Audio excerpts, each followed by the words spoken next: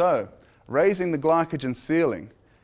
Has anybody here heard about raising the glycogen ceiling? No.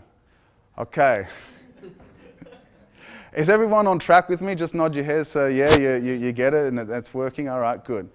Okay, raising the glycogen ceiling. Now this is something that we know and it makes it so much easier to better manage your carbohydrates. This is the key. This is one I want you to put your thoughts on, and this is the one that actually is key for us, all right? So, we're going to look at a subject here who is about to get back into exercise, and I'm sure a lot of you can relate to it. This person has not exercised for about a year or so, or 6 months, or even 6 weeks. All right, and they've said, okay, well, I'm going to diet now, and I'm going to exercise, I'm going to get rid of this fat.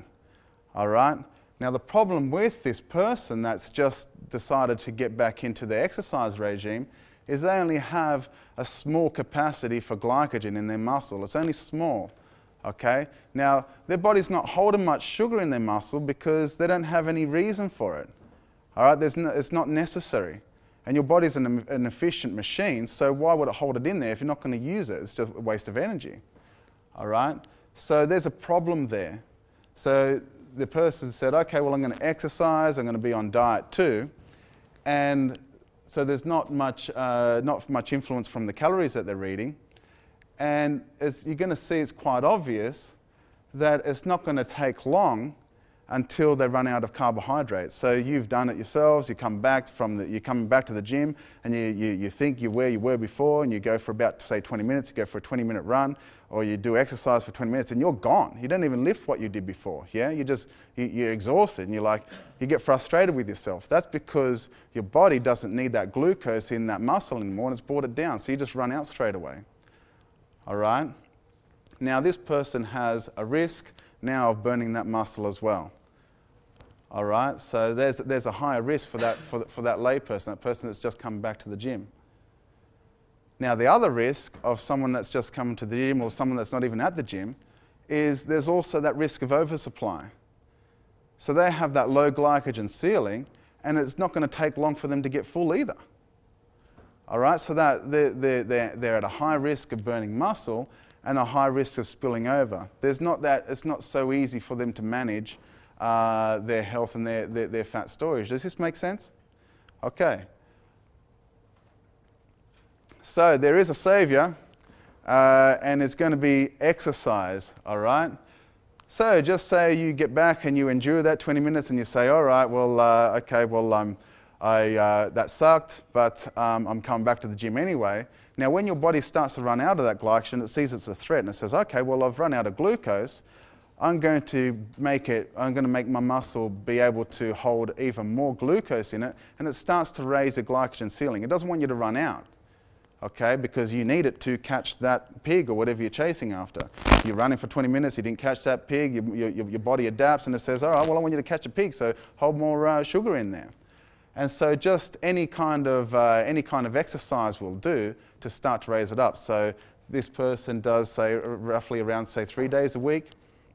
And this person can hold even 5 times more capacity, yeah, than what they did just a couple of weeks ago. All right, now it's just a little bit of exercise, but it makes that management so much more easier to utilize. Now let's have a look at the most optimal level, which will be someone that's a strength trainer or someone that does weights. Yeah, this is why you see bodybuilders so easy to get ripped, all right, because they have a lot of muscle on them. Now, this person does weights day in, day out, and that's why you see these guys, they can train for 2 hours. Basically, they're just not going to run out of glycogen. Someone that is a strength trainer or some sort of power lifter or someone that just does weights a lot can hold up to 10 times the capacity of a normal layperson. All right, so it's so much easier for them to manage their glucose.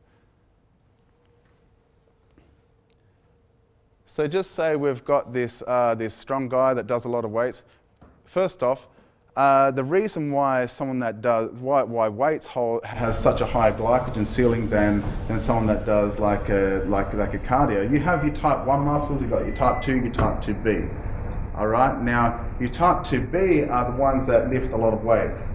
All right. They hold it. They lift weights quite heavily, and it takes a long time to repair them.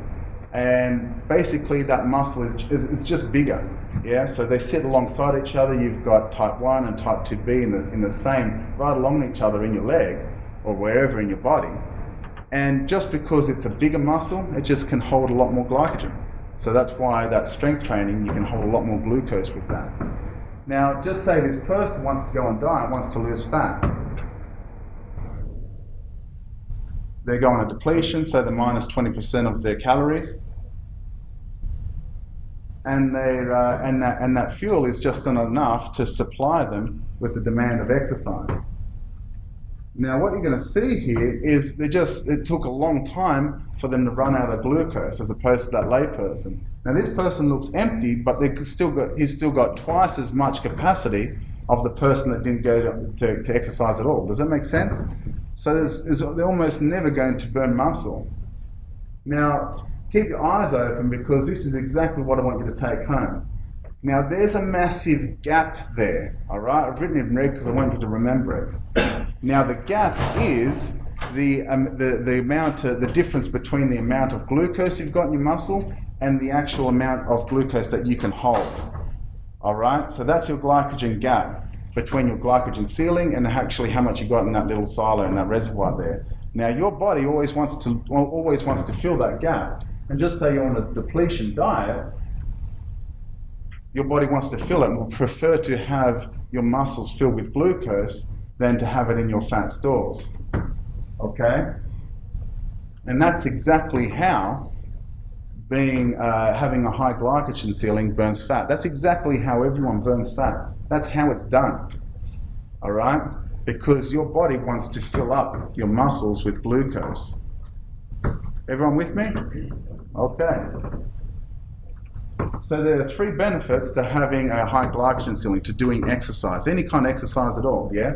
5 times is enough, yeah? It's enough management, all right? I mean, 5 times your glycogen, any kind of exercise will do. You cannot diet without exercise. It just won't come off. I mean, it'll come off to a certain extent, but you'll definitely plateau, all right? So the benefits of high glycogen ceiling, there's 3.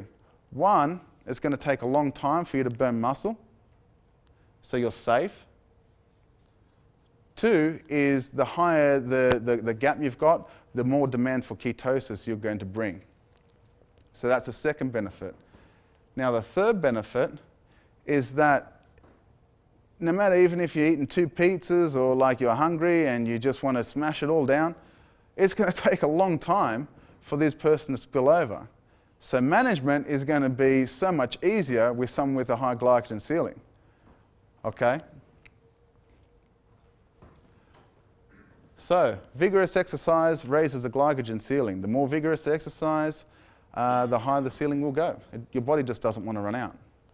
A high glycogen ceiling combined with a glycogen depletion gives you a glycogen gap. The larger the gap, the larger the demand for ketosis, and you're in better management there. Yeah? You're not going to burn that muscle and you're not going to spill over.